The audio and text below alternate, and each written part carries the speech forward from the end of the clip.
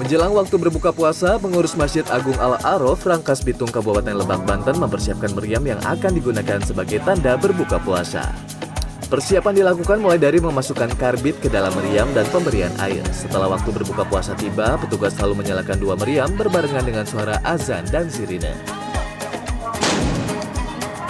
Pengurus masjid mengatakan dentuman suara meriam sebagai penanda waktu berbuka puasa dan imsak tiba. Tradisi ini sudah dilakukan sejak 70 tahun lalu.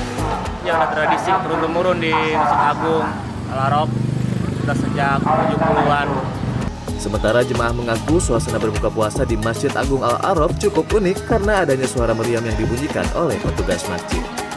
Ya, berkaget juga. Gimana ada suasana di Masjid Agung saat buka puasa? Rame, alhamdulillah rame, banyak yang berbuka puasa di sini. Tradisi membunyikan meriam di Masjid Al-A'raf Rangkas Bitung ini akan terus dilestarikan dan dijaga setiap memasuki bulan suci Ramadan.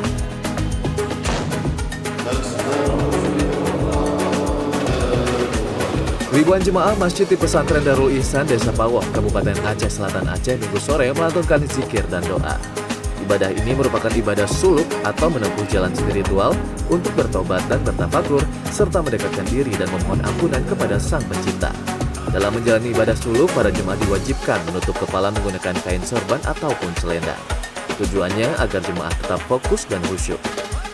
Usai zikir bersama, para jemaah akan berdiam diri di dalam bilik berukuran 1x2 meter dengan beralaskan kasur yang dibawa masing-masing jemaah.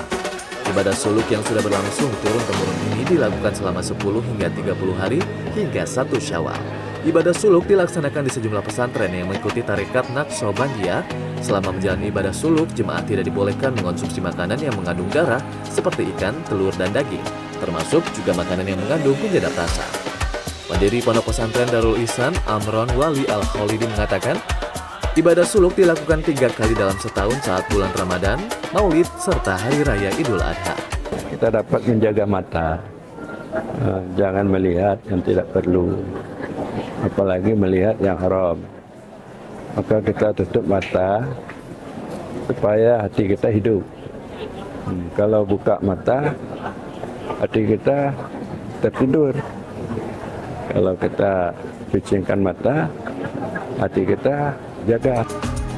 Jemaah yang mengikuti ibadah suluk tidak hanya berasal dari warga lokal, ada juga yang dari daerah lain seperti Sulawesi, Sumatera Barat, dan Singapura. Tim Liputan CNN Indonesia.